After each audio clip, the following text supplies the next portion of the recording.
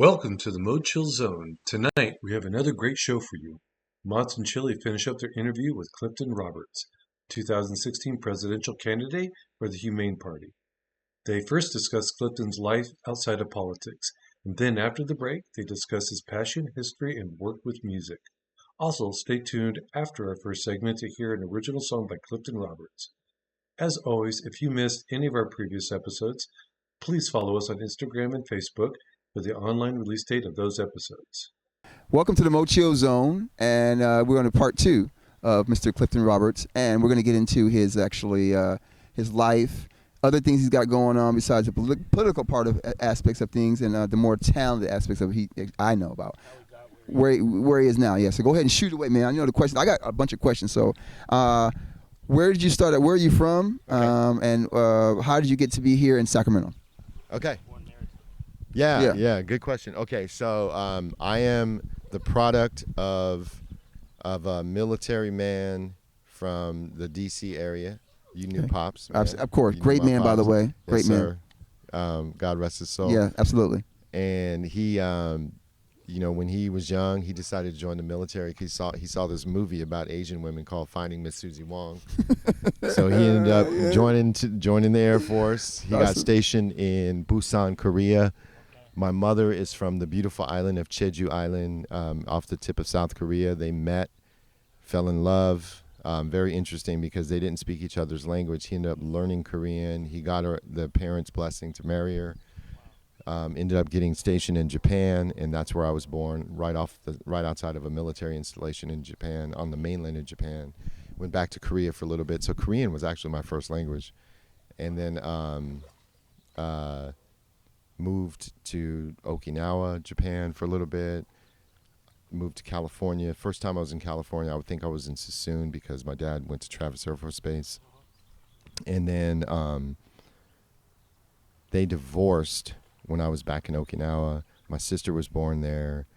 Divorced when I was 7. Moved to North Dakota.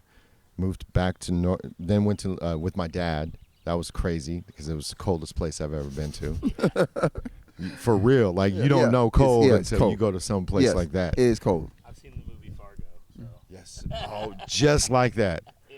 And then even during the summers, you get hurt. They had basements because you'd be worried about tornadoes and. Yeah, I live in Montana, so a little bit. So I know it's cold. It gets cold in that area. So yes. Yes, man, it was good.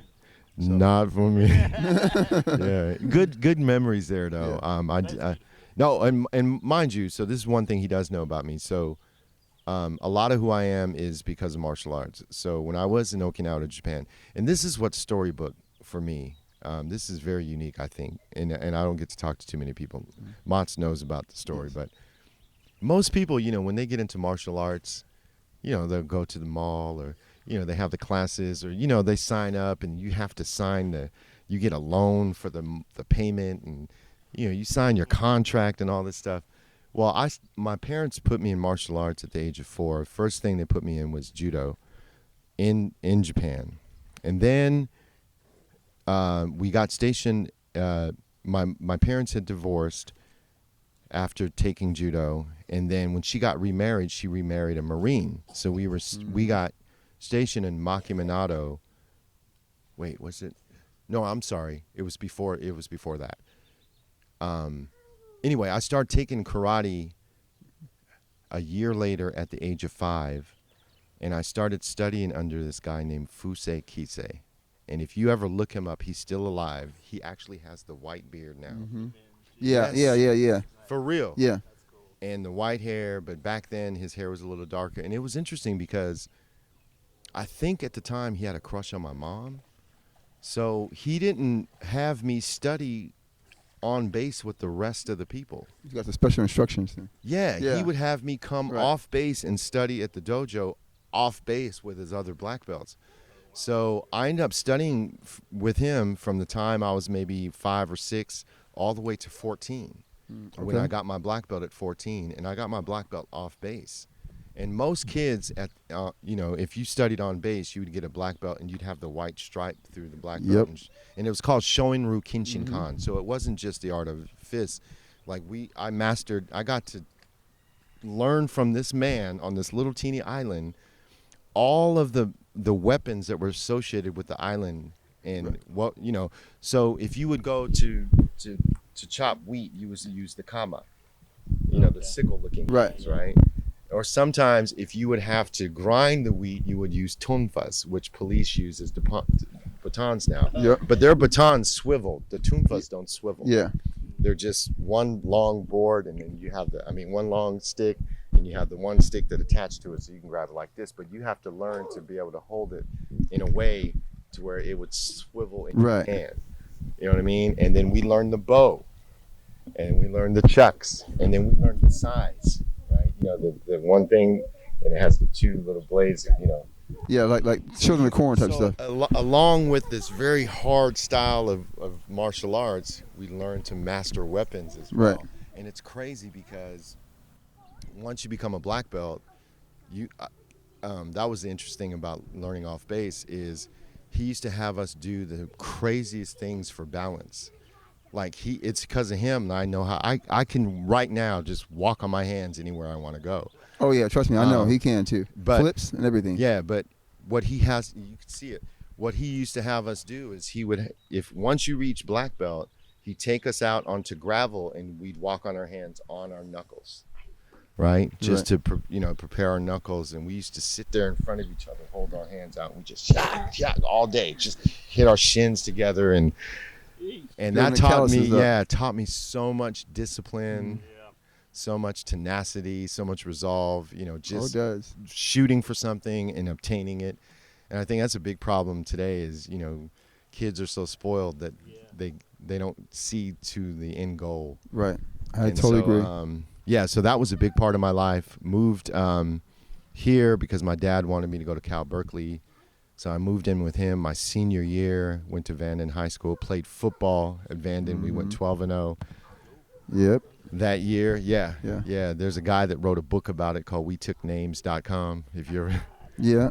I remember it. Yeah, and then went to at Travis. I played corner and kickoff returner and second string running back, which ate me alive because I started in Japan. Yeah.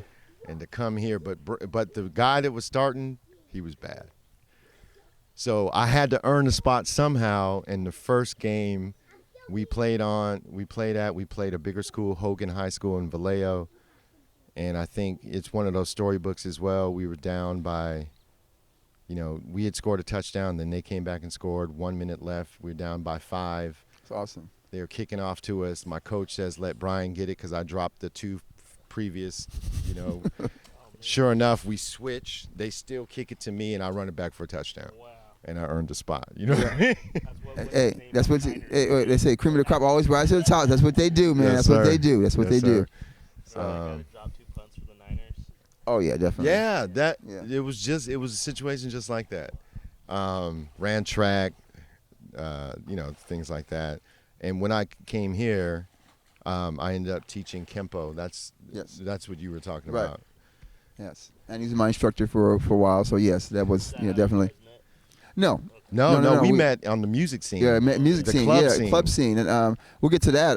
It was actually Bentley's the club, and dancing. They were dancing there, and they would dance for the Techno Crew, which is the history. They have a 30-year history. They just had right now. Yes, sir. They just did. Yeah, we had a dance crew, bro, because I was a break dancer in Japan. Like I would like. Yeah, they were cool too, man. I'm talking about it was real cool. Real fly. We heard about this contest at Bentley's. We ended up going out and we did this little routine for the contest, and it was very unique. We had one dude on the dog chain, and we came out. And then they did a flip, and he did a flip in the middle. Yeah, it was cool. It was cool. Yeah. And they had the club rocking. I'll never forget it because right after we came down off the stage, Eric Cowboy came up to me and was like, "Hey, we got this rap group. If we do some shows, we want you to come rock with us." You know what I mean? Yeah. And that's how it was. And then I found out he sang. Yeah. And out of my crew, I was a singer. Yep. So and then I was a singer of that crew. So we linked up. Yeah. Martial arts and music. And then I found out he was into martial arts. His cousin was into martial arts. Definitely. You know what I mean? So it's like that's how things happen. And in 30 plus more years, here you go. You know what I mean? Yeah. Yeah. So I had already graduated from college. I had already, and I think that was one of the things that why I was able to keep, really close with my friends, because, and in all humility, my friends knew someone that graduated.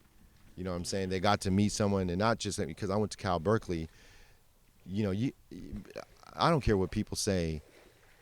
A degree can really give you a leg up. Oh, sometimes, definitely. It definitely changes things. So, and so I had already graduated.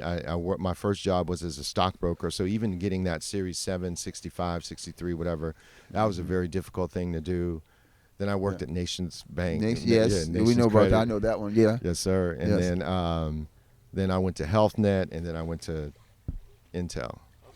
Yeah. So that's how I ended up at Intel. Was I remember I used to pass by, and I'm like, man, I'd love to work there. And I remember this dude called me, and he was like, hey, my name is Neil. I'm a headhunter with this staffing firm or whatever, and they're looking for a contingent worker, like a consultant.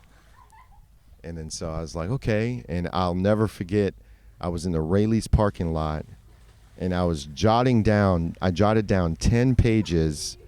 I looked up behavioral interview questions that Intel, I said that a company would ask you if you're applying for this role. Right. And then they came up, and I would say, and so I had all these pages of canned responses, and I was in the Rayleigh's parking lot in Elk Grove off of Bond. All right. Yeah, I know exactly. And then the dude, Alan Crow, I'll never forget him, man. He called me, and he said, hey, Clifton, I'm with Intel. Are you ready? I said, yeah. And sure enough, he asked me like 8 out of the 10 questions I had. So it sounded like I was so articulate. Yeah.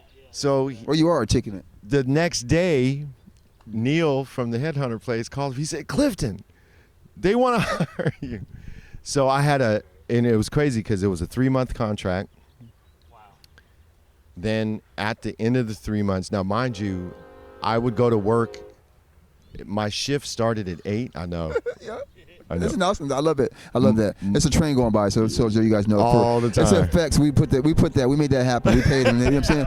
Train come at this time right now on the thing. It's perfect timing. Go ahead. No, I'm sorry. All the time, bro. Yeah. No, and so if my shift started at 8, I'll never, my mom was here at the time, and if my shift would start at 8, I would arrive at 6 but not report it, because to get overtime you'd have to get it approved ahead of time by the client, then to my manager at the staffing company, and then so I just wanted to make sure I had a leg up, and just get in there early. And plus I remember I would tell you I would drive by and see Intel. Right.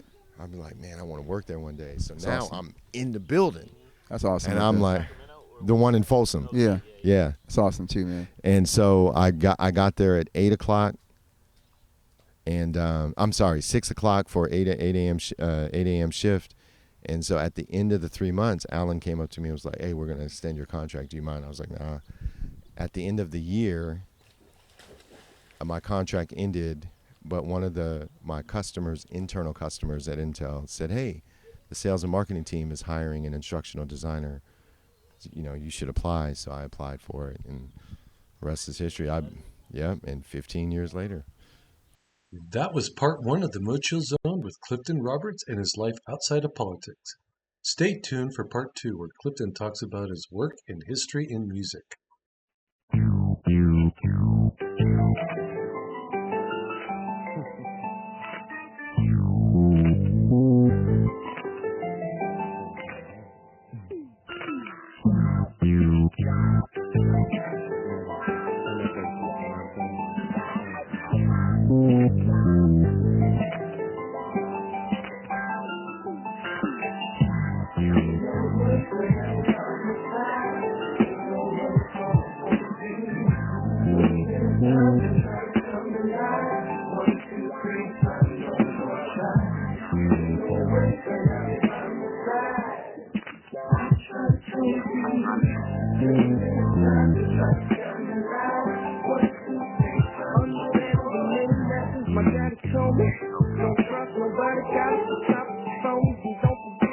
some walls up in your feet.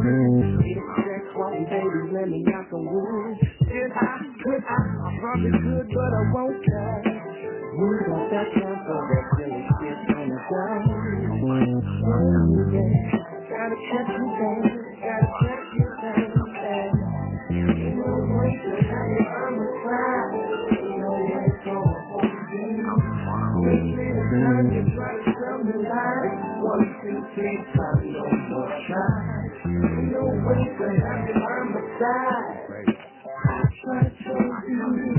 Give me the time you try to tell me lies. 1, 2, 3, try no more. I'm not getting patient.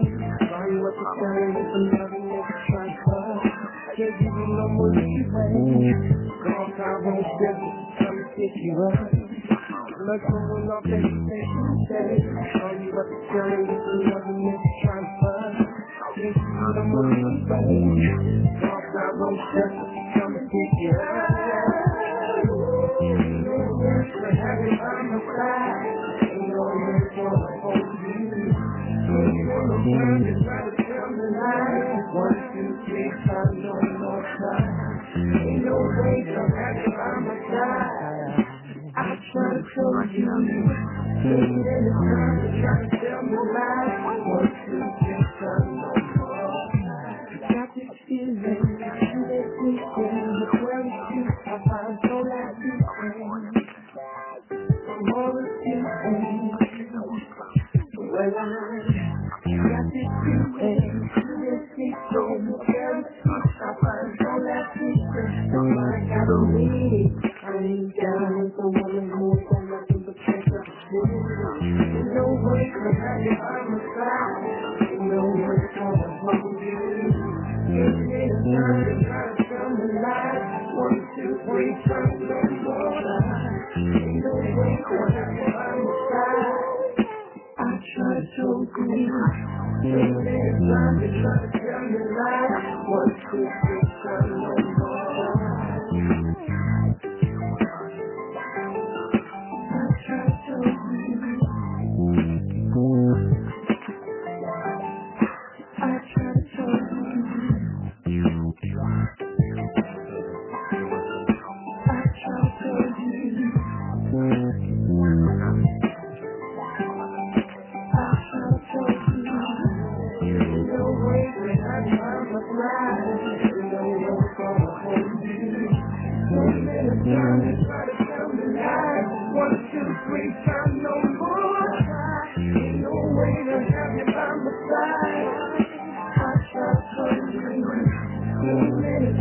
Try to tell me lies.